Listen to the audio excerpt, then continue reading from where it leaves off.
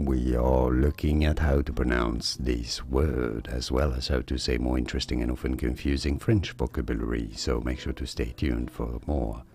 So this word in French means happy, and this is the feminine version of the word, so the female version of the word, so you can use it for women, girls or female animals, for example.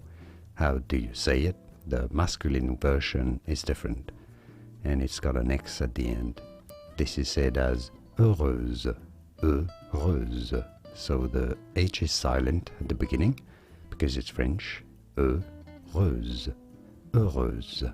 And now you know this is how to say happy, but if you're talking about a boy or a man, and more videos on how to say more interesting French names and French vocabulary. Thanks for watching. I'll see you there to learn more. Merci, au revoir.